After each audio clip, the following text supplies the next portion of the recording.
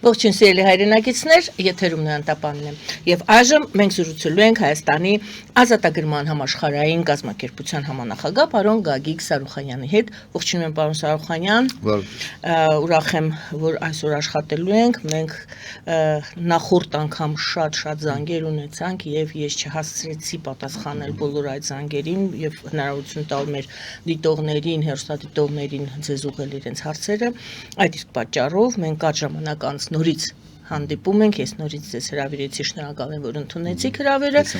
Իսկ ձեզ սիրելի հեռուստադիտողներ, կրկին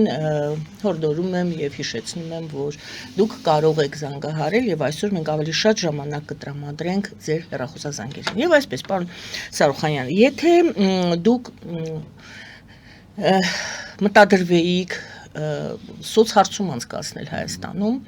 եւ պետք է կազմեիք այդ սոցհարցման հարցերը, բայց կետերը 3 կետեր պետք է տայիք, որպեսզի պարզեիք, թե ինչն է անհանգստացնում այսօր հանրությանը առավելապես։ Այդ առաջի 3 կետերի մեջ եւ 4-րդը լիներ այլ կամ դուք ինքներդ նշեք, ձեր նշած որ կետերը կլինեն, ինչ եք կարծում, մենք այսպես սոցհարցումի հարցեր կկազմենք այսօր հաղորդման մեջ, ինչն է անհանգստացնում ձեզ, եւ երրորդը ինչն է ձեզ ուրախացնում կամ ինչն է հուսադրող ձեզ համար այսօր Հայաստանում։ Եւ այսպես առաջին մեր հատվածը թող լինի, ինչն է առավելապես ձեզ անհանգստացնում Հայաստանում։ Ոչ միայն Հայաստանում եւ աշխարհում։ Կարևոր հարց եք բարձրացնում, ինչի համար ըստ էության ձեր հարցադրումը վերաբերվում է ոչ թե բուն ձեր հարցադրման իմաստին, այլ այն գնահատականին, թե ինչ կանով են կարողացել նախկին բոլոր իշխանությունները հասնել իրենց նպատակին։ Այն առումով, թե ինչ կանով է իրենց հաջողվել կոտրել այս ազգին, մեր ազգին, հուսահատեցնել մեր ազգին, հասցնել անտարբերության այս աստիճանի, որ իսկապես շատ դժվար է գտնել այդ հարցադրումները, թե ինչն է հուզում այս ժողովրդին։ Մենք երբ որ ասենք դիապազոնը շատ մեծ է, այնքան մեծ է, այո, եւ դրա մեջ դիապազոնը մեծ է հարցադրումների, բայց հիմքում ընկած է մեկ բան՝ հուսահատությունը։ Այսինքն այս ժողովրդին արդեն ոչ մի բան չի դարքրում։ Հա, ոչ չի դարքրում։ Դուք պատկերացրեք մի վիճակ, երբ որ պայքարելու իր ապագա, իր վաղվա օրվա կամ ճշմարտության կամ արդարության համար անգամ այն ձևը, որ իրանց մատուցված է, որ գիտեք ինչ կա, պետք չի գալ հրապարակ, պետք չի ինչ-որ ձեզանից ինչ-որ մի բան կտրել, պետք չի ձեզանից ինչ-որ մի գործողություն պահանջել, ընդամենը նույն գործողությամբ եք զբաղվում, ինչ-որ ամեն օր, այսինքն գնում եք աշխատանքի, գալիս եք, նստում եք ձեր էկրանների դեմ ու ձեր օրը անցկացնում եք մինչև հաջորդ օրը։ Ընդամենը պետք է այդ 50 դրամ ավելելը չվճարել։ Այսինքն դրանից բան չի պահանջում, անգամ դրա համար չեն ուզում լիարժեք պայքարել։ Դուք պատկերացնում եք։ Գուցե կարևոր չեն համարում, պարոն։ Չէ, ոնց կարևոր չեն համարում։ Այսինքն մարդը կարևոր չի համարում, երբ որ իր գրպանը մտնում են եւ առանց իր թույլատվությամբ 50 դրամը վերցնում են։ Դե բացատրություններ են տալիս, այդտեղ դուք այդ 50 դրամի վրա եք կանգնել, բայց ես կայնում եմ պայքարի ունակության, այսինքն ժողովրդի տենչը դեպի ինչ-որ նպատակի։ Դեպի, այսինքն հետարքիր չի, կասեն 500 դրամ կմուծեն ու էլի հիմնավորում կգտնեն։ Դե 300-ը չմուծվեց, 300-ը դա այսինքն լավ, սկսենք 300-ը չմուծվեց, այսինքն օդից վերցրած թիվ էր, հա։ Այսինքն այդ 300-ը, որ մատուցել էին, կար հաշվարկ, կար չկար։ 150-ը, որ հիմա ստիպողաբար վերցնում են եւ որ մի հատ էլ ամոթանք են տալի այն չմուծողներին։ Այսինքն կա հաշվարկ, գնա գոյացման, ասենք քաղաքականություն գոյություն ունի, process-ներ կան։ Ոնց է գոյացել այդ 150-ը։ Չկա, այսինքն զորով մտնում են մարդու գրպանը։ Այդ թող ինձ ասեն, գիտեք ինչ կա, իրականում տրանսպորտի գինը 60 դրամ, հա, կլորացնում 100-ը թողում ենք, բան, բայց 400 պետքա մուծեք եւ հետեւեք, էս էլ ֆոնդը, որ 300 դրամները գնալու են այսինչ հաշվի, որ մետրո կառուցեք։ Կրեք նպատակը եւ այսինքն չի ասում։ Դուք գնում եք դեպի պայքար։ Մենք սկզբից էինք Այո, որ հիմա երբ որ մենք ուսումնասիրում ենք ժողովրդի պատրաստակամությունը ինչ որ նպատակի հասնելու եւ դրանից էլ հետեւությունը ասում թե ինչ է դերեք հարցադրումը կանեի այսինքն դուք ինչ եք ասում եք կարող է շատ բանից դժգոհեն բայց այդպես ներսում դժգոհեն հետո թողնեն ու գնան Ոչ թե գնան դեպի պայքար այո գնան դեպի շտկելը այդ այս մասին է խոսքը ես դրա համար ասեցի ձեր հարցադրման մեջ կա շատ խորքային մի բան որ մենք ըստ էության այսօր տալիս ենք այն վերջի 35 տարվա ընթացքում 34 տարվա ընթացքում այս ոչ ու փուչ այսպես կոչված 4 իշխանությունների կատարած աշխատանքի վերաբերյալ նրանք կատարել են գերազանց աշխատանք ազգին ծնկի բերելու հարցով մեկը ծնկի էր բերում են նրանով որ չէին հասկանում սկզբից ինչ բանա միջազգային հարաբերությունները դե Լևոնն է ինչ ուզում ստորագրում է դե պատերազմը կայացրեց հերիկա այսինքն պետք է միջև վերջ գնալ այ ոնց որ այսօր Ալիևն է ստիպում չէ կետ առ կետ այդտեն ստիպել են մեծ Ալիևին այս կետնել են ստիպել հասցնել դա չի արել ինչու՞ չի արել ոչ թե փորձառու չէր այլ որովհետև ինքը Կրեմլի գործակալն էր չէր կարելի Կրեմլի ձեռից այս կռվախանձորը խլել Չէր կարելի, այսինքն նա պետք է թողեր այս վիճակը սենց, նա է ձև արեց, հետագայում ասենք Ռոբերտ Քոչարյանը ինչ արեց, կոտրեց ժողովրդին, իր քրեալիգարխիկ համակարգը զարգացնելով, ամեն ինչը զարգացնելով, հայկական երկաթգիծը անունը դնելով Հարավ Կովկասյան, դրանով իսկ նախապատրաստել հող, որ վաղը մյուս օր Հայաստանը դարձնել Հարավ Կովկասյան հանրապետություն, ես տենց եմ հասկանում, ինչ է նշանակում Հարավ Կովկասի Մենք անվանում ենք Ռուսաստանին հյուսիս Կովկասյան պետություն, կայսրություն, դա Ռուսաստանն է, սա էլ է Հայաստան Այսինքն նման մանր, կարծես թե մանր, այդ գործարքը $100 միլիոն կլորացրած 190 քանիս էր միլիոն դոլարի դիմաց ամբողջ տնտեսությունը հանձնեց ռուսներին ամբողջ բերեց մեզ կախվածության ռուսական կայսրությունից այն ժամանակ երբ որ պարսիկները ասում են եղբայր ջան մենք ձեզ գազն էլ կտանք նավթն էլ կտանք դրա դիմաց սարքեք էլեկտրականությունը էլեկտրականությամբ վերադարձրեք մեզ Չէ, ոնց կարելի է ռուսական կայսրության ազդեցության տակից դուրս գալ կամ ինչ-որ կոնկուրենտ այլ ընտրանք ունենալ Սրա մասին է խոսքը Սերժ Սարգսյանի օրոք մենք չենք մոռացել Սաշիկի տղայի հերոսությունները հա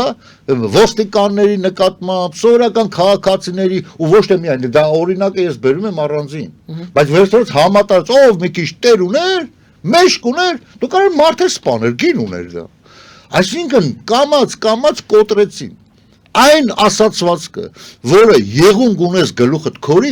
մտցրին զորով մեր ժողովրդի մեջ։ Ինչպես եք դա բացում հիմա մեր ժողովրդի դեպքում այդ ասացվածքը։ Ահա, այդ ասացվածքը, այսինքն դու կողքդ մարդ ես սպանում, արա քեզ պետք է, նայ դու այստեղ 1000 դրամ ունես լռելու համար, լռի էլի։ Այդ ձև, եղունգ ունես գլուխդ քորի, 1000 դրամը փորը դա ցավացնում։ 5000 դրամը փորը ցավացնում, վեկալ գնարա մեկը իրան կանցել են արդեն ով պետքա դե որոշված ա։ Այդ ընտրությունների թեման Այո, ամեն ինչի մեջ կոտրեցին վերջնական։ Եվ այս ոչ ու փուչը այսօրվա վերջնական ապացուցեց։ Ով եք դուք է? Ով եք փողոց հելող եք դուք։ Դե հելեք, դե նա ինչ եք անում։ Ինչ կուզեմ ենեք ստորագրեմ։ Բարձավ։ Ինչ կուզեմ ենեք ստորագրեմ։ Այսինքն, այն մեր հավերժական խնդիրը, որ եթե մարդուն տալիս ես մանդատ, ապա մանդատը հետ վերցնելու ձևն էլ է պետք գտնել։ Ու դրա ձևը կա։ Ոչ թե ասենք ինչ-որ լրացուցիչ օրենքներով, այ եթե սենց չարեց հետ ենք կանչում, այդ հետ կանչման պրոցեսն էլ շատ բարդ։ Ընդամենը կարճացրել այդ հետ կա։ Այսինքն 2 տարի սարքի։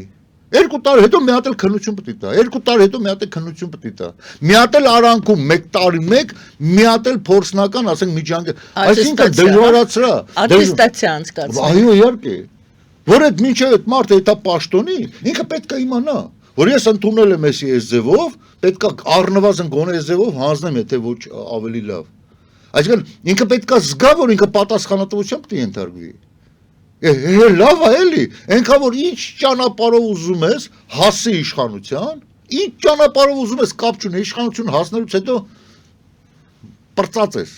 Որտեղ մենք տեսնում ենք Լևոն, Ռոբերտ, Սերժ ֆրֆռում են ոնց ուզում են, հələ ոչ չեն ֆրֆռում,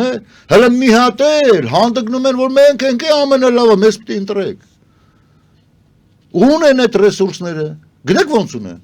աշխատանքի են ընդունել, մարդկանց ընդունել են աշխատանքի, ասում եք հելես միտինգի, ցույց տանք, որ մենք 20-30 հազար ենք, 50 հազար ենք, չհելար միտինգի աղբորոտել հետը չբերիր, գործից կզրգվես, այդ մարդն ընտանիք ապահում, մի օր չաշխատավ, ինք արդեն ինֆակտի մեջ է, հիմա այս ժողովրդից, ինչ կարանք ուզենք, ինչ կարանք ուզենք, գնամ ես հարցնեմ, օրինակ փողոցում մոտենում եմ, բարև ձեզ, հա աշխատում եք, որտեղ եք աշխատում,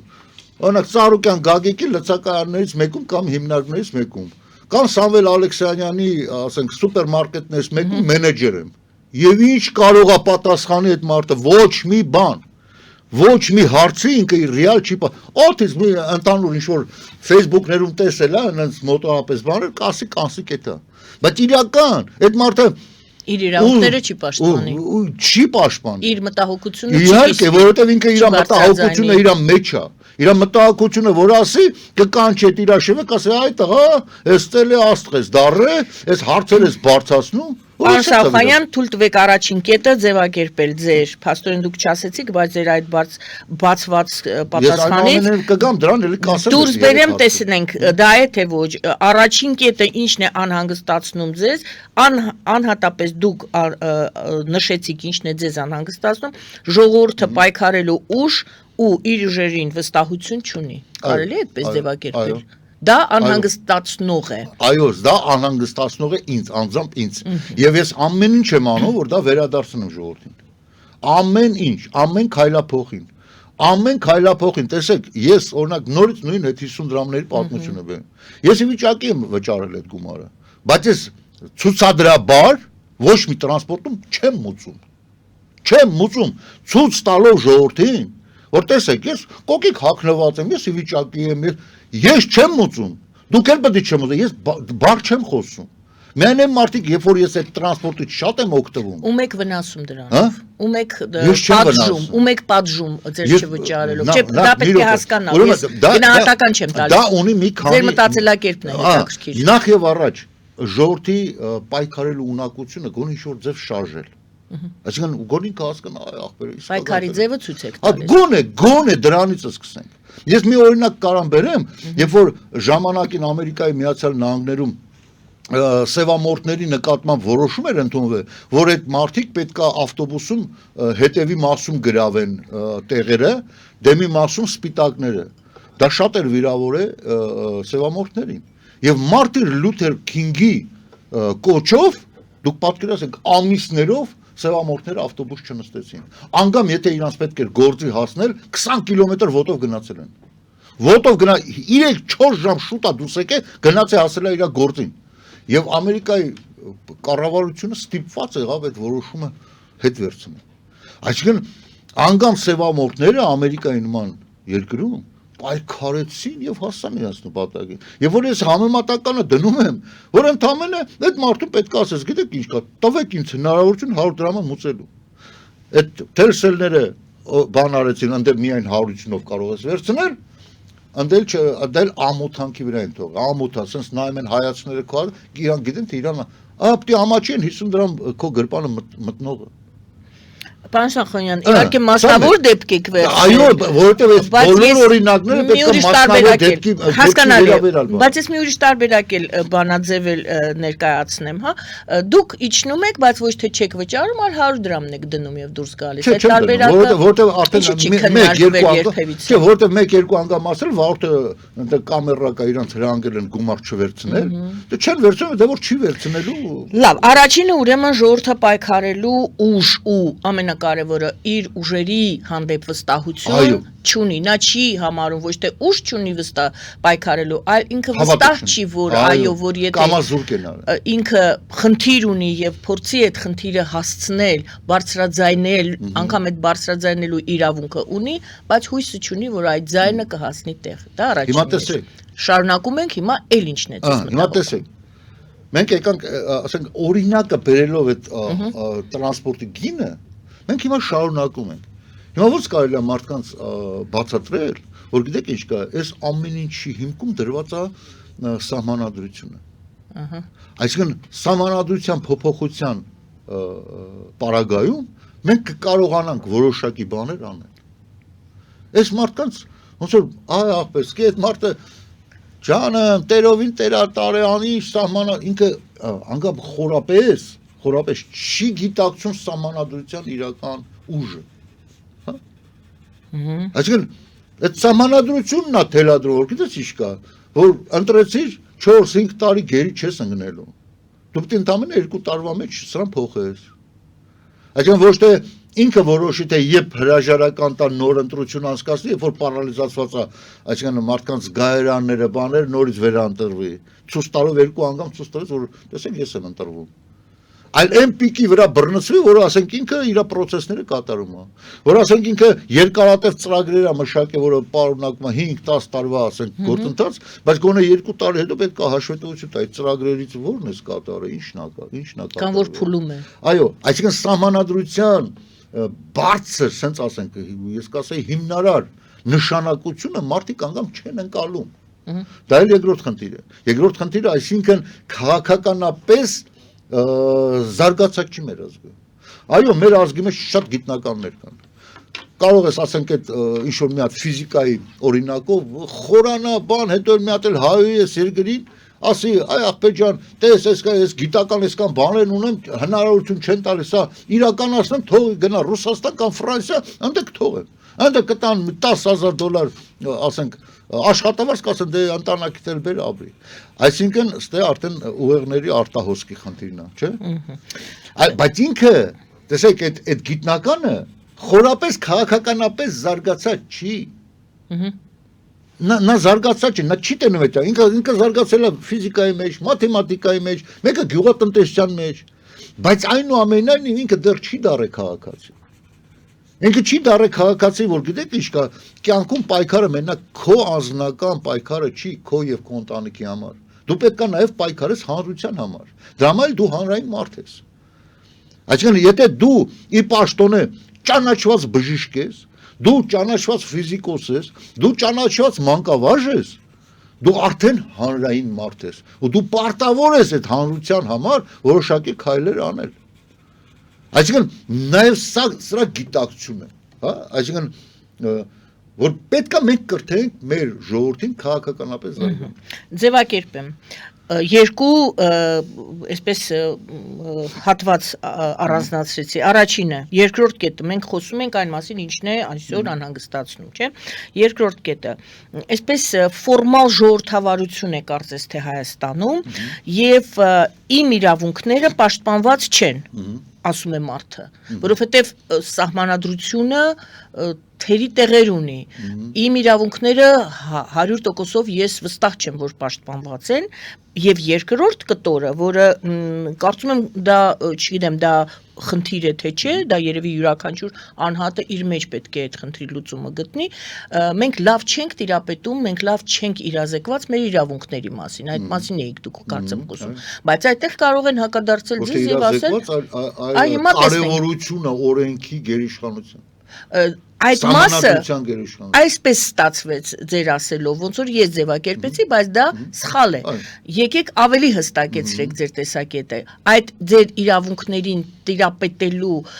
ինֆորմացիային կամ օրենքների ճանաչողությունը, կամ դուք ասում եք քաղաքականապես հասուն չի հասարակությունը։ Դա ես նորից կասեմ, ձեզ հակադարձեն, կասեմ, դե գնա սովորի, գնա ուսումնասիրի, գնա իրազեկ եղիր։ Ինչն եք դուք մատնանշում, նորից հետ գանք եւ նորից ասեք ինչի մասին եք դուք խոսում։ Այն հատվածը, ովքեր իրանց վրա ստանձնել են դեր երկիրը փրկել այս վիճակից, նրանք պետք է խորապես գիտակցեն, որ երկրի փրկությունը կարող է լինել միայն ժողովրդին, հիմա շատ տարածված այդ բանը, արթնացնելով, որ արթնանա ժողովուրդը։ Բայց ասենք, եթե ժողովուրդը արթնացավ եւ ռեալ ճանապարհը չգիտի, ռեալ ճանապարհը, որովհետեւ հարյուրավոր լրատվամիջոցներ քարոզում են, որ Ռուսաստանը չլի, մենք կորացենք։ Այսինքն նա պետք է լիարժեք ստանա, ասենք այն ինֆորմացիան, որ ինքը որոշի Ռուսաստանը լինի կորացեմ, թե կորած չէ։ Դե տեսեք, ես շատ կոպիտ եմ օրինակները բերում, որպեսզի հասկանալի լինի պատկերը։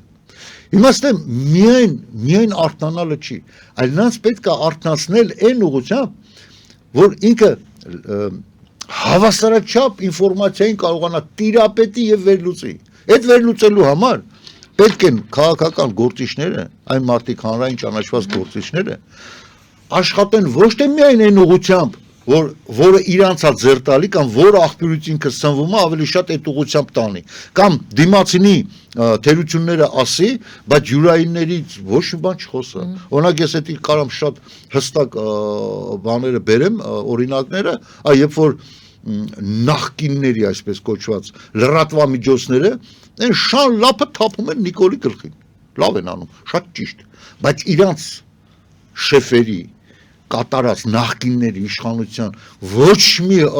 թերություններին չեն անդրադառնում։ Ես մեղմ ասեցի թերություններին, կասեի հանցագործություններին։ Այսինքն սա ստացվում է նորից ժողովրդին բևեռացնել, այն հոգնած բեզարած մարդը, որը եկել է դաշտից կամ գործարանից կամ աշխատանքից եկել է միակ ինֆորմացիայի ուզում լսի, միակողմանի այդ մարդուն բան են անում։ Այսինքն ստեն նաև ինֆորմացիայի մատուցման լայն սպեկտրա պետք է որ մարդը ընտրություն կատարի, իրան հնարավորություն չեն տալի այդ ընտրությունը կատարելու։ Իրան տալիս են այն, տեսեք, ասում են կամ պետքա աթարը ընտրես կամ թրիկը։ Աթարը նախկիններն են, թրիկներ ներկան են։ Ինքը չկա միջանկյալ այլ բան, որ ասում են, ոչ աթարն եմ ուզում, ոչ թրիկը, վառելափայտն եմ ուզում։ Այսինքն վառելափայտը կա, բայց դրա մասին ինֆորմացիա չկա։ Կամ շատ քիչ է։ Գուցե անհատի խնդիրն է, նա ուզում է իր ծամեն դնեն բերանը, այսպես ասած կոպիտ։ Դա էդ էլ կա, տեսեք, շղթայա կապված է նաև այն առաջի տարբերակից, որ պայքարի իմաստը չկա, հուսահատվել է։ Ես ձեզ ասեմ, նման թամբալություն շակերտներում, թամբալություն քաղաքական առումով իր ճակատագրի ապագայի վերաբերյալ կարող են իրանց թույլ տալ այն ազգերը, ում պապերը ժամանակին կռվ են տվել եւ ունեցել են ժաննադարկեր եւ իրանց ազգի համար ազատություններ են բերել։ Այսինքն այդ ազգի ներկայացուցիչը կարա մի քիչ իրան թույլատնի ասել դե թող անեն, վստահ լինելու որ լավն են անելու։ Վստահ չնայած անգամ այդ դեպքում պետքա մշտապես պայքար։ Ուրեմն ազատությունը դա միանվագ երևույթ չի, որ ահա Այ ոնց որ 91 թվականը ստացանք անկախություն, всё, ստացանք ու սա գնացին իրենց տները։ Հատեն չէ, անկախության համար ամեն օր պետք է քրդանաջան աշխատես։ Եվ ընտրությունդ կատարես, թե այս մարդը ինչ ասում մեր վաղվա օրվա համար, որ այս ազատությունը մեր ձեռից հանկարծ չխլեն, ում ընտրենք։ Չէ, հրամցրեցին նորից ԶԼՄ-ների միջոցով, լավ ապեր տղեկի միջոցով, թաղերում գնում էին այդպես հիշում եմ այն բեսեդկեքում կային տղեկը հավաքված ящикով պիվա էին դնում ու զակուսկի տղեկ ջան ընտրում ենք թաղապետ էս ինչին մեր լավ աղբերն է հələ մենք լավ աղբեր չենք ընտրում մենք ընտրում ենք թե մեր վաղվա ապագայի համար ինքը ինչ հայացքներ ունի այսինքն հենց այդ առաջի փուլերից այն վաղտանք մինչև օրս էլ էտա հիմա նայեք այս նորերի այսինքն այս դավաճանների քաղաքականությունը ինչ է կարոտել եք, հենց ես գնացին նրանք են գալու, նախկիններն են գալու, այսինքն ինքը նորից ժողովրդին չի տալ այդ այլ ընտրանքը, որ չէ, ես որ չեղա իրանք են գալու, դրա համար Նիկոլ Փաշինյանին շատ ձեռ է տալի, Ռոբերտա Սերժական այս կոալիցիան ազգային ժողովում որպես ընդդիմություն։ Բայց Սախանյան ոչ ոք չի արգելել կամ եթե արգելել է դուք ասում եք, երրորդ ուժին գալ եւ այսպես ամբողջ իր հասակով կանգնել եւ ասել ոչ Նիկոլ Փաշինյան, ոչ նախկին, ոչ ներկա, այ մենք ենք։ Բևերն է կարծես թե այդ դերը ստանձնում։ Հայաստանի ազատագրման համաշխարհային կազմակերպություն եւս դա է։ Խանգարող հանգամանք կա, որ այդ երրորդ ուժը կա եւ ասի ինչ եք ժողովուրդ հակարդ ընկել կամ ներքին կամ նախքին լիքը խանգարող բան դե հիմա եկեք այս իմ փելադրած սաղ ամեն ինչը գումարենք ու տենանք այդ երրորդ ուժին ինչքանով է ռեալ լուրջ արդյունքների հասնել մարդկանց հիասթափությունը երկրորդ հանգամանքը որ մի մասը այդ նույն ժողովրդի որ մտքով հասկանում է որ ինքը ճիշտ է բայց աշխատում է Այսինչ օլիգարխների ձեռի տակ, հա? Մնացած սաղ օլիգարխների ձեռի տակ, որովհետև սաղ հիմնարկությունները իրանց ձեռքի տակ են։ Շատ քչերն են, որ ասիկան ինքը ինքնուրույն մի հատ բիզնես ա դրե, այդ ինքնուրույն բիզնեսով հազիվ օրվա հասնա վաստակում, էներ որ մի հատ սխալ բաներ հարկայինը վրա կտա ու վերջացավ։ Այսինքն այդ երրորդը եկանք մոտեցանք լրատվամիջոցները։ Տեսեք, լրատվամիջոցներ կան, որ մի 100 հատ են, 100 հատից մեկը, երկուսը 3-ն է, շո նորմալ, իդեպ ես ուզում եմ անպայման նշեմ նաև ձեր լրատվամիջոցն է, որ հնարավորություն տալիս է այլ ընտրանքը, ասենք գոնե հնչեցնի։ Բայց հələ մի հատ համացանցով բացեք նայեք, ինչքան լրատվամիջոցներ կան։ Ու մարդը հատուկ չի ման գալի, որ հատուկ գտնի եսի ինչ է։ Ինքը չէ որ ինքը ուղղակի ուզում է լսի։ Տենում է սա նույն բանն են ասում։ Այսինքն 90-ը մի բան են ասում, 1, 2, 3 ուրիշ բան, ինքը 90-ն էլ չի նայում։ Որը 90-ի մեջից այդ 2-3-ը աչքին ընկնի ու ինքը բան անի։ Ինքը ուղղակի ինչ պատեց միացնում է։ Ու այսօր շատ են այդ 3, 4-ը, ուրեմն 5-րդ Շարասյան, ասենք գործելակերպը։ Այսինքն այն ինչ որ մենք ասում ենք 30 տարի է, 35 տարի ասում ենք, թե ինչա պետք անել, նույն բանը սկսել են անել Նիկոլամետները, նախկիններից որոշ մի մաս։ Այսինքն մարդը դասմար է, սրանք ստանը սիրուն են խոսում։ Ու դուք գիտեք ինչ, իմ մտքերը, որը ես 30 տարի եմ ասում, այս վերջի 1-2 տարվա մեջ աճած, ի հայտ եկած անձինք նույն բանը ասում։ Գուցե հասկացել են, խելոքացել են։ Չէ։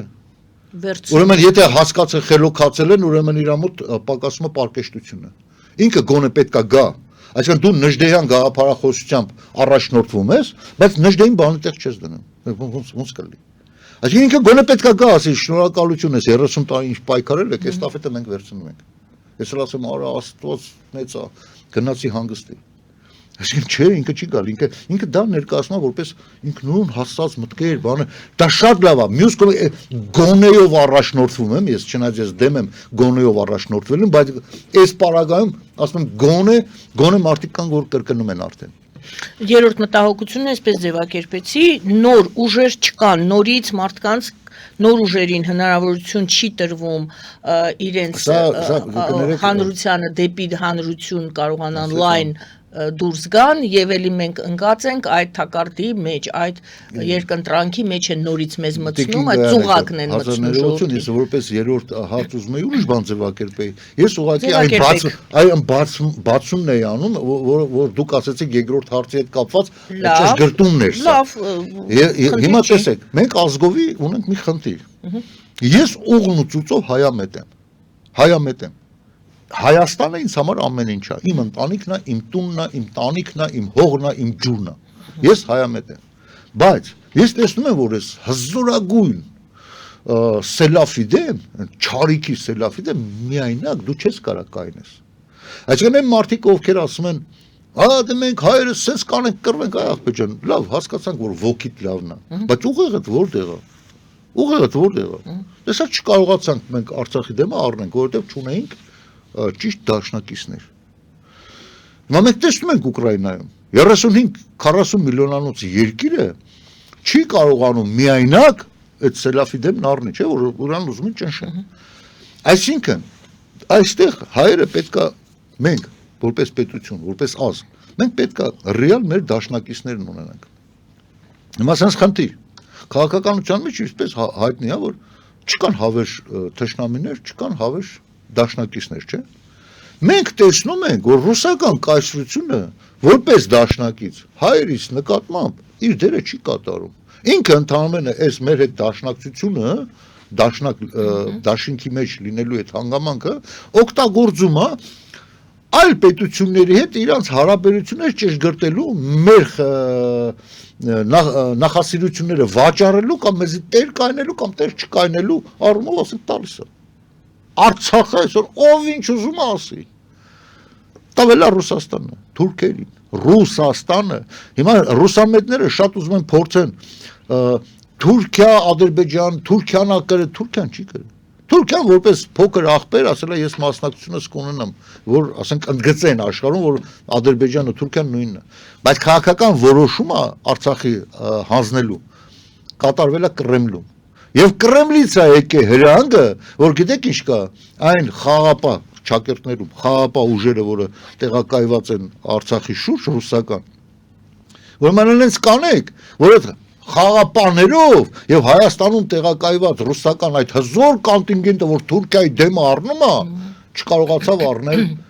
30 բնապահպանի, ադրբեջանական բնապահպանի դեմը եւ մոտ 1 տարի սովի մեջ շպայեցին Արցախը։ Սա է մեր դաշնակիցը։ Եվ գիտեք ինչ կա։ Ես նայում եմ Սալավյովի հաղորդման ժամանակ ասում եմ, բայց իրանք խաղապա չէին։ Ասում եմ, ինչ խաղապա, իրանք դիտորդներ էին։ Դիտորդ, այսինքն դուք դիտում եք ոնց են ցեղասպանում Հայաստանի մեկ մասին եւս, ինչ դիտորդ։ Չնայած մի կողմից ճիշտ է ասում, որովհետեւ իրան դիտում են միջազգային ատյանները, այսօր երբ որ ռուսները Կրեմլից ասում են, ոչ, Ուկրաինայի եւ Ռուսաստանի միջև չի կարա այլ պետությունների զորք տեղակայվի, դա պետք է լինի միայն ՄԱԿ-ի մանդատով, չէ՞։ Բայց դուք ունեիք ՄԱԿ-ի մանդատ։ Դուք ունեիք ՄԱԿ-ի մանդատ, որ դեզի խաղապահ էիք կրճակում, այսինքն դուք ագրեսիվ մի պետություն էիք, որը եկեք կայնացրել էր մեջտեղը եւ տենար ով ինչա տալի ըստ դրա դիմացել, ուրեմն ինքը նորից ընտրեց թուրքական աշխարհը, ինչպես որ 100 տարի առաջ Արցախն ու Նախճիվանը հանձնելով այսպես կոչված սովետական ժամանակահատվածում հանձնելով թուրքերին, այսօր էլ ուզում է հանձնել նաեւ այդ Միջանցքը, որովհետեւ այդ Միջանցքը կենսականորեն Ռուսաստանի համար ավելի կարևոր է, քան Հայաստանը։ Ռուսաստանի համար ես հասկանում եմ, որ այստեղ թուրքական աշխարհի եւ ռուսական աշխարհի շահերը համընկնում են այդ Միջանցքի առումով։ Եվ ռուսամոլները միանշանակ դա ներկայացնում են որպես թուրքերն են սա անում, բայց ես համոզված եմ, որ եթե մենք չունենանք դավաճան դաշնակից, այս բաները չէր լինի։ Ավելին, պատերազմի պարտությունից հետո ես անմիջապես գնահատականը տվել եմ մամուլով, տվել եմ, որ անգամ Ռուսաստան, Թուրքիա, Ադրբեջան, Պակիստան, այդ երկրների միաբանությունը, որ եւ պլյուս դրան, այսինքն տերորիստները, որ Սիրիայից ու եսին որտեղից բերում լցում էին մեր դեմը։ Էլի մենք կհաղթեինք, եթե չլիներ 5-րդ ուժը միացած դրանց, Հայաստանի իշխանությունները։ Ու ոչ միայն այսօրվա իշխանությունները, այլ նախկին գեներալիտետը, նախկինների ձեռով նշանակված գեներալները, ովքեր իրանց դաբրոները, ասենք ճակերտներում ասեմ, թույլ տվությունները գեներալ ստանալու, ուսադրիները փոխելու, ստանում են միայն Լուբյանկայից։ Իսկ Լուբյանկայից գեներալ նշանակելուց Հայաստանում, այսինքն թույլատրելուց, որ իրան գեներալ նշանակեն, բնավ չէին առաջնորդվում, թե ինքը լավ հայ է, թե չէ։ Ոնց ճեղքենք այդ իրավիճակը այսօր։ Ահա, հիմա տեսեք, շատ լավ հարց։ Ուրեմն այն ուժերը, ովքեր իրանց նպատակը դրել են այնուամենայնիվ ժողովրդական ցասում առաջացնելով հասնել այդ նպատակին, ես բնավ ոչ քննադատեմ, ոչ էլ բան։ Լավ են անում, դա էլ է պետք։ Թող շարունակեն, բայց մեր կազմակերպությունը տեսնելով, որ նման տեմպերով շարունակելուց կարող է 500 տարի հետո հասնենք նպատակի։ Դրա համար մենք ավելի շատ այսօր աշխատում ենք արտաքին ուժերի հետ։ Արտաքին ուժերի հետ։ Այսինքն դա նշանակում է հետևյալը. ազդեցիկ անձիկ, ովքեր ուժեղ քաղաքակիրթ աշխարհում ունեն ազդեցություններ իրենց կառավարությունների վրա, մենք աշխատում ենք իրենց հետ։ Շատ թեզեր մենք այսօր կարողացել ենք անցկացնենք։ Շատ մտքեր դարձրել են իրենց սեփականությունը։ Դարձրել են, այլ բանաթեթի մեխանիկապես ինչպես պետք է ռեալիզացնեն։ Դա էլ միգուցե իրանց մասնագետները ավելի լավ կհասկանան մեզանից, կամ մենք էլ որոշ բաներ քիչ տալիս ենք։ Դրա համար մենք գտնում ենք, որ մեր հանրությունը այն աստիճանի է հիվանդ, որ ինքնուրույն ինքը իր բուժումով չի կարող զբաղվել։ Իրան պետքա պարտադրված բուժեն։ Ես մի սենց մատչելի օրինակ վերեմ, որ ասենք մարդկանց հասկանալի լինի։ Պատկերացրեք հիվանդանոց, որը հրդե է բռնկվել։ Այսինքն ես հիվանդանոցը նկատի ունեմ հետ սովետական երկրների, ասենք վիճակը այսօր հիվանդանոցի նման է, որտեղ հանրությունները հիվանդացած են, որոշակի իրենց պատկերացումներով, որովհետև դա սովետական այդ աթեիստական հակաաստվածային հանրությունը չէր կարող իր հետքը չթողեր ժողովուրդների վրա։ Դե հիմա պատկերացրեք պալատներ են, մի ազգը թույլ է հիվանդացած, մի ազգը ուժեղ։ Թերապիայի բաժնի հիվանդներին ասում են հելեք փախեք։ Անգամ են տրավմատոլոգիան է կարողանում սայլակներով էլի մի կերպ ինքն իրան տեղափոխի։ Բայց հայ ժողովուրդը այսօր նման է ռեանիմացիայի, վերակենդանացման բաժնի հիվանդներին, որը ինքն իրան իր վիճակի չի, այսինքն դե պետք են սայլակներ եւ մարդիկ ովքեր կօգնեն։ Այդ մարդիկ կարող են լինել միայն դրսից։ Մենք այդ աստիճանի հիվանդացած հանրություն ունենք եւ մենք փորձում ենք այդ դրսից ուժերին կենտրոնացնենք այս Դրսի ուժերը ունեն իրենց շահերը։ Բա պետք է շահերը համընկնում են այսօր։ Այսինքն պետք է գտնել այն։ Այսօր շահերը, օրինակ կոնկրետ Ամերիկայի Միացյալ Նահանգների հետ այդ շահերը համընկնում են։ Թրամփյան։ Կապ չունի Թրամփյան, ուրեմն Թրամփյան չկա։ Ուրեմն սա մեր հետ սովետական մտածելակերպն է։ Եկավ Պուտինը, Պուտինյանն է դառնում Ռուսաստանը։ Թրամփն է միշտ էլ մնալու ամերիկյան։ Լավը չեղավ ռադ կանեն։ Հիշեք, ես միշտ ասել եմ, լավը չեղավ, շատ էս խաղիկները տարավ, շատ էս սիրավեպերը շարունակեց Պուտինի հետ, ուղղակի կտան քամակին եւ կշպրտեն դուս։ Հիշեք իմ բառերը։ Ամերիկան հզորագույն մի պետություն է, հզորագույն, որը այո, Թրամփի օրոք մոտակա 2 ամսվա ընթացքում հասցրեց այնքան սխալներ անել, բայց հələ մենք հələ չգիտենք դա սխալներ է թե ինչ որ արդյունքները դեռ չեն։ Հա, արդյունքները չեն։ Ես նայում եմ, ասենք սխալ, բայց մատակարարումը Ուկրաինային շարունակվում է, Ուկրաինան լավ է ռմբակոծում, ամեն ինչ էլ անում։ Տեսեք, ուզում եք ասեք, ստախոս ունեք դուք Պուտին, Փաշինյան, Օրբան, հա, դուք ունեք Կիմ Չին Ին, հա, դու մեր ստախոսը ձեզանից ավելի ստախ։ Ինչ ուզում անում։ Օրինակ եմ ասում։ Հետեկանք, ուրեմն շահերը պետք է դուք ասում եք ռեանիմացիայի հիվանդի նման է եւ պետք է դուրս բերի օտար երրորդ ուժը, ես հարցրեցի այդ երրորդ ուժի շահը, անձնականը, դուք ասացիք պետք է համընկնի։ Ու համընկնում է։ Այսօր փառք ասու, պատմությունը բերե այս աշխարհում այս բռնկվող իրավիճակը բերել այն եզրակետին, որ փառք ասու, որ մոլորակի ամենամեծ ու հզոր պետության շահերից համընկնում է։ Ինչն է շահը։ Օրինակ չկարծեք իշքանել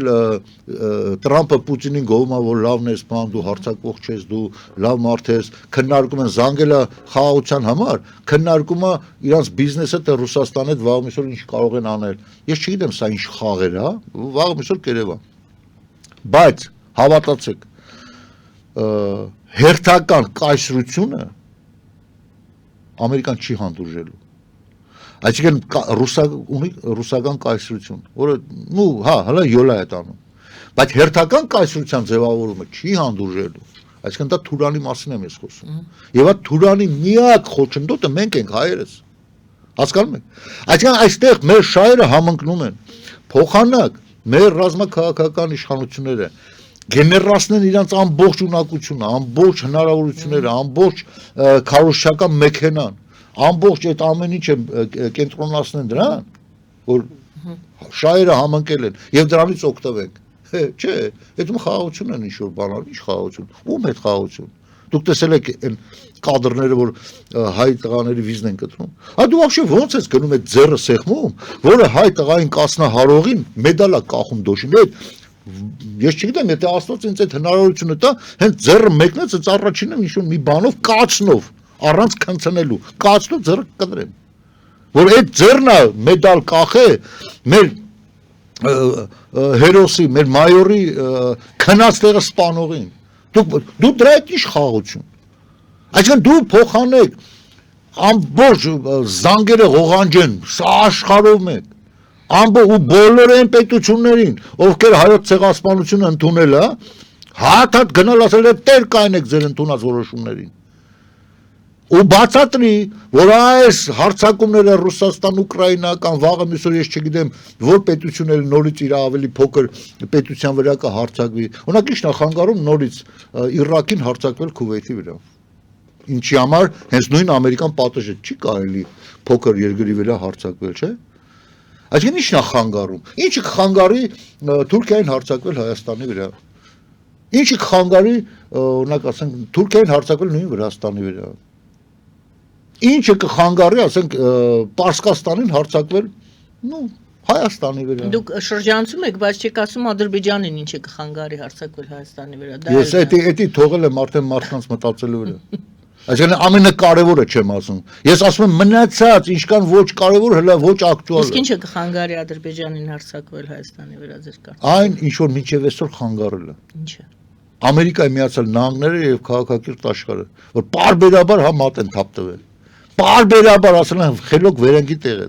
Շուրա գալիս կողմ Մոսկվայից ասում են, «Ну что, Ильхамчик, опять не напал»։ Էլի չես հարձակվել։ Ընդ դեսեն գեներալում են գնալ հասցնում են մի վիճակի նորից են զանգում, արա խելոք վերանգի տեղ է։ Այսինքն նայելա գիտակցում, նման ստե ինչն է։ Հիմա տեսեք, Ռուսաստանը եւ Թուրքիան դրանք ապօրինի ստեղծված պետություններ են, որը ժամանակի ընթացքում աշխարհի կողմից ճանաչում են ստացել։ Եվ այդ ապօրինի պետությունների ապօրինի ամուսնությունից ծնվել է Ադրբեջանը։ Ադրբեջանը Ռուսաստանի եւ Թուրքիայի ապօրինի զավակն է։ Եվ իրանք ատամներով պահելու են այդ գոյացությունը։ Եվ իր գոյության 100 տարվա ընթացքում ամեն ինչ արել են, թե անունը դնենք սովետական իշխանություն, չնայած դա ռուսական կայսրություն էր։ Ամեն ինչ արել են, որ հայկական հետ կա մաս։ Լավ, այդ գիտենք։ Ջնջեն։ Եթե դեմ չեք, ընդունենք հեռախոսազանգ։ Այո, բարև ձեզ, լսում ենք ձեզ։ Ալո, բարև ձեզ, լսում ենք ձեզ։ Այո, բարև ձեզ, լսում ենք ձեզ։ Այո, լսում ենք ձեզ։ Okay, Տիկին Արաքելյան։ Այո, լսում եմ, այո։ Okay, Տիկին Արաքելյան, ես գիտեմ, որ դուք շատ խելացի ազնվորություն եք, չափից ավելի խելացի։ Առաջերտին ես մի բան եմ ուզում ասել մեր ուժին։ Բարեկամ, Հայաստանը այսօր կանգնած է կործանման առաջ։ Ես ինչքան որ հիմա դու հեքիաթներ ես պատմում, չենք ուզում լսենք, ուզում ենք, որ այդ րոպեմ առաջ այդ Փաշինյանը հեռանա մեր երկրից։ Մենք կորցրել ենք մեր պետականությունը։ Դու եկել ես Պուտին, խառնել ես իրար։ Մենք չենք ուզում այդ լսենք, մենք ուզում ենք ժողովուրդը հելի բոդի այս կորցանումից հեռնենք դուրս։ Ժողովուրդը կորցանվելու է, թուրքերը գալու են։ Լավ, էլ մի շարունակեք մեզ վախեցնելը, մենք այսպես ասած շատ բարի։ Առիթներ շատ Ուրեմն ես վախեցնողներ շատ կան։ Այնուամենայնիվ չնայած հարցադրումը այնպիսի տոնայնության մեջ էր հեքիաթների մասին, ուրեմն ես կհիշացնեմ այդ հեքիաթահանին, որ ես մասնակցել եմ Հայաստանի պաշտպանության եւ Արցախի պաշտպանության բոլոր պատերազմներին, ի տարբերություն շատ ու շատ եւ Իրան նմաններին, որ ասենք հերրավոր երկրից բան են անում։ Ուրեմն մի հարց կա, էլի։ Ստե Նիկոլին հեռացման կամ չհեռացման մասին չի խոսքը։ Երբ որ մենք որոշենք, թե Նիկոլին հեռացնելուց հետո ով է գալու, նույն կրեմլյան գործակալը, թե ասենք այս կրեմլյան գործակալն ավելի լավ։ Այն ժամանակ մենք կգործենք հստակ։ Օրինակ ես կառաջարկեի այդ քաղաքացուն հենց վաղը տոմսը առներ, գար Երևան, եւ մենք Երևանում ինքը ինչ ասեր, ես էլ իրան որպես ենթակա կատարեի։ Այդքան բան։ Ու հերվից հայրենիքը սիրելը շատ հարմար է։ Ես բնավ չեմ ուզում վիրավորեմ բոլոր սփյուռքահայերին, որովհետև մենք շատ ու շատ օրինակներ ունենք, ինչքան սփյուռքից եկել են հայերը զինակից որպես կողքս կայնած, մենք միասին պատերազմել ենք։ Ես շատ օրինակներ ունեմ շատ օրինակներ, ովքեր այսինքն հավատալով իշխանությանը, այդ նույն Նիկոլին ում դեմ այսօր դուք եք սփյուռքից գովաբանում Նիկոլին, եւ Նիկոլի կառավարությանը 150-ից 200 միլիոն դոլար հավաքեցիք, ուղարկեցիք իրան, ինքը ինչ արեց։ Մխսեց, եսին ինչ արեց, չհասկացանք, որ Աննան այսօր ֆրֆռա ինքնաթիռներով եսին որդ է։ Այդ երկուս։ Երրորդն էլ, իդեպ ես ուղղակի իլրում ասենք մյուս լսողներին։ Ուրեմն ժամանակին ես մի հոդված էի գրել, որ Նիկոլը խամաճիկ է։ Ինչի վերաբերյալ ին վրա քրեական գործ հարուցեցին։ Եվ այդ քրեական գործը հասավ քննության, քննչական մարմիններ, որ վիրավորել է Պաշտոնյաններին։ Ես ուրեմն այնտեղ բացատրություն տալուց, այդ կան այդ թղթերը։ Բացատրություն տալուց գրեցի, որ գիտեք ինչ կա, Նիկոլի խամաճիկ անվանում են նաև Իլհամ Ալիևը։ Ասում են, նա Կրեմլի խամաճիկն է։ Եվ այդ բառերից հետո Իլհամ Ալիևի Նիկոլ Փաշինյանը հայտարարում է լուր աշխարհին, որ Ալիևը շատ գրագետ եւ կիրթ մարդ է։ Ոնց է ստացվում, որ Թշնամի պետության ղեկավարը Իլհամ Ալիևը, որ Փաշինյանին անվանում է խամաճիկ, ինքը գրագետ եւ կիրթ մարդ է, եւ այդ իր քաղաքացին, որ ասում է, այո, Կրեմլի խամաճիկ ես, ին վրա քրեական գործ են հարուցում։ Ուրեմն մարդ ինչքան պետք է 1000 ներողություն եմ խնդրում, բարոյական օրենքներից զուրկ լինի, այսինքն բոզ լինի, որ իր սեփական քաղաքացու նման հոդվածով գրական գործ հարուցեցի։ Ուրեմն այս մարդիկ ավելացրեցին այդ իմ բացատրությունը, նաև այդ բարոյական օրենքներից զուրկ լինելու հանգամանքը եւ գործը հասավ դատարան։ Եվ դատարանում պատկերացեք, ես արդարացվեցի։ Այսինքն դատական process-ը ես սկսել եմ նույն Նիկոլ Փաշինյանի գրքի գրված մասերից, հա, ընդ շատ լկտի բաներ, ասում տեսեք, սա նախ որպես էակ է անբարոյական, եւ իրան պահում է անբարոյական նաեւ քաղաքականության մեջ։ Եվ արդարացրեցի, դուք պատկերացնում եք, սա իր լրոնան, որ ես բնավ դեմ չեմ Նիկոլ Փաշինյանին հանելու։ Այս քաղաքացին կհամաձայնվի ինքը գա ստանձնի դերը եւ իր ծրագրերով։ Այստեղ կարևոր չի անգամ այո դուք ճիշտ եք ասում ով է փոխարինելու, այլ ինչ ծրագրերով է փոխարինելու։ Երկրորդ հեռախոսազանգը ընդունենք, այո, բարև ձեզ, լսում ենք ձեզ։ Այո, լսում ենք ձեզ։ Hello, այո։ Այո, լսում ենք ձեզ։ Բարև ձեզ Կանե ջան, եւ շատ շնորհակալություն ջուրը որ ելույթ ունեցավ այսօր։ Ես շատ արագ մի վայրկյանով ուզում մտքերս ձևակերպել։ Ինչ քաղաքական դիրքորոշման եւ ինչ մարտահրավերների կազմակերպվածության մասին խոսեց, դա բավականին բարձրագույն մակարդակ պիտի մարդ ունենա, որ հասկանա, որ ասես չէ հիվանդ է ազգը, ինչ պիտի անել հիվանդությունը բուժել, բայց ցավալի է պարոն Սաֆարյան, որ դուք ինչ որ ներկայացրեցիք, ասեցիք, որ ամբողջ աշխարհի հայ ազգը պետք է լինի մի ուղեղ, մի հոգի, մի մտածողություն, կապ չունի Հայաստանում, Ղարաբաղում, Ամերիկայում, որ հասկանա ինչն է պատճառը հիվանդությունը եւ ինչպես բուժվի։ Չկա այդ գիտակցությունը քաղաքական, որ մարդիկ տեսնեք, զանգում են ինչեր են ասում։ Մեկը չի հասկանում ասածը, մյուսը ինչ որ ամբողջ բռնաբարությունից է խոսում, անհարմար է։ Ամբողջ ազգը պետք է ունենա բարձրագույն քաղաքական դիրքորոշում, մտածողություն, որպեսզի լինի մի հատ ուժ, ասենք թե օրինակ ձեզ ընտրեցին, չէ, ղեկավար դարձաք, չէ, ասեք Նիկոլը կարևոր չի, բայց մի հոգով, ասում մի ծաղկով գարուն չի բացվի, ահռելի բանակա պետք որ լինի ձեր շուրջը, բայց այդ դեպքում հարց եմ տալիս, եթե դուք էլ եղաք կամ մի ուրիշը բևեր եղավ, մեծ ուժ եղավ եւ մեծ բանակ եղավ, բայց այդ դրսի արտաքին ստոր դավաճան այդ ուժերը ոնց պիտի պայքարեք դրա դեպ իմացաք հարցը ինչպես է հասկացա, շնորհակալություն։ Շատ ճիշտ հարցադրում, իդեպ մեր հաղորդման ընթացքում հարգարժան Տիկին Գայանեն այդ հարցը բարձրացրել էր, ինչու, եթե ոչ նախկին եւ ոչ ներկա, ապա չի առաջանում այն երրորդ ուժը, որը կստանձնի իր վրա ղեկավարությունը։ Դուք ըստ երևույթի հենց այդ նույն հարցի շարունակությունն եք դնում այս ձեր հարցադրման մեջը։ Այո, իմ գործունեությունը ուղղված է նաև հենց դրան, որ այդ երրորդ ուժը այնուամենայնիվ ձևավորվի։ Ու ոչ թե առանձին վերցրած, ինչ որ առանձին վերցրած մի քաղաքական ուժի կամ առանձին վերցրած շարժման շուրջ, այլ պետք է նաև մենք կամաց չնայած ժամանակ էլ չունենք, ես միշտ ասել եմ դրան, այլ քաղաքական մշակույթը մենք մեր մեջ ընդունենք միավորվելու քաղաքական մշակույթը, հա, կարծես թե չունենք։ Հիմա տեսեք,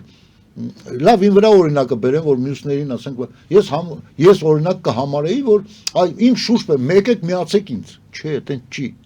Ես ասում եմ, նմանատիպ մտածելակերպ ունեցող կազմակերպությունները, անհատները, թեկուզ եթե ոչ 100%-ով, այլ 80, 60, 70%-ով համընկնում է, մենք պետք է կարողանանք նստենք կլոր սեղանի շուրջ, ինչ կանել այդ կոնկրետ անձը ինձ համար ատելի չլինի, որպես անձ։ Այսինքն իր գաղափարները նույնն են իմ գաղափարները։ Մենք պետք է կարողանանք մեր ինչ-որ մի մասից հրաժարվել, քանի որ որպեսզի չվիրավորեմ դիմացինից, չէ՞ որ մենք միավորվում ենք։ Այս միավորման մշակույթը բազմիցս ես ասել եմ, թե ինչա պետք անել։ Հիմա ուղղակի ժամանակը չի երիկի, որ լիարժեք պատասխանեմ։ Մենք պետք է միավորվենք, ստեղծենք օրինակ ինչու՞ չէ, ես չեմ ուզում ճակերտներ այսօր բացեմ, բայց ես իմ աչքի առաջ արդեն եմ տենում երիտասարդ մի քանի գործիչների, ովքեր շատ լավ կարող էին, այսինքն այդ ապագա կառավարության մեջ լինեին, ապագա լիդերներից, այսինքն որոնք կառաջնորդվեին կոնսենսուսի եւ համատեղ հարգանքի մթնոլորտում, չնայած ծագումնաբանությունը այդ կազմակերպությունների տարբեր են, բայց մտքերը նույնն են։ Մենք կարող ենք համախմբվել եւ նաեւ եթե Սփյուռքն է, ինչ վերաբերվում է Սփյուռքին, Սփյուռքը այստեղ անելիք ունի։ Վաղը կգա անսպասելի, հիշեք, անսպասելի մի հատ նորից ընտրություն, որը մենք սպասում ենք 1.5-2 տարի հետո պետք է լինի, հələ դեռ ժամանակ կա 2 տարի, բայց կարող է 6 ամիս հետո լինի։ Օրինակ եմ ասում, եւ նորից անակնկալի գանք, դրա համար այսօրվանից Սփյուռքում էլ դուք որոշեք, ոնց կոնտակտները մեզ հետ բանանեք, որպեսզի մենք ի վիճակի լինենք մասնակցելու այդ ընտրություններին։ Ի վիճակի լինենք։ Տեսեք, այդ խոչընդոտների մեջ, որոնք ես պատասխանեցի Տիկին Գայանեի առաջի հարցադրման ժամանակ, որ մի քանի հանգամանքներ կան, որ կան խանգարող հանգամանքներ։ Այո, նաև խանգարողը հենց դա է, նույն ֆինանսական հնարավորությունները։ Գիտեք ինչ կա, երբ որ մարդը շատ է խոսում ֆինանսներից, որոշ, այսպես ասած, ցեխ շպրտելու ունակ մարդիկ կարող են դրանից կարճել ու ինչ-որ մեկնաբանություններ անել, բայց հավատացեք, առանց ֆինանսական հնարավորության գոնե մինիմալ։ Դե հենց նույն Թրամփն ու Հարիսը, տեսեք ինչ ֆինանսական միջոցներ կարող։ Դրա համար այս առումով ես մեր տիկնոջը կոչ եմ անում։ Տարածեք այս մտքերը, տարածեք այս ասածները, որ դուք պետքա կարողանաք աջակցել մեզ։ Այո, այսօր տեսեք, մենք գիտենք, որ որոշակի օգնություն ստանում է նույն ազգային ժողովրդավարական բևեռը, բայց հավատացեք, այդ այնքան չնչին գումար է իրանց կազմակերպության համար, որ հազիվ դա հերիքում է գոյատևել տարածքներում, ասենք բան, բայց լուրջ պայքար տալու համար լուրջ ֆինանսներ են պետք եւ ձեր խոնարհ ծառան սպասում է ձեր զանգերին։ Շնորհակալություն։ Մեզ այնց էլ հասնում է հարթակ տրամադրել եւ ներկայացնել երրորդ ուժերի բոլորի տեսակետները։ Հայ ազատագրման համաշխարհային կազմակերպության համանախագահ Գագիկ Սարուխանյանն էր մեր հյուրը այսօր, զրուցում էր մեր Գայանե Առաքելյանը, բարին ընձեզ։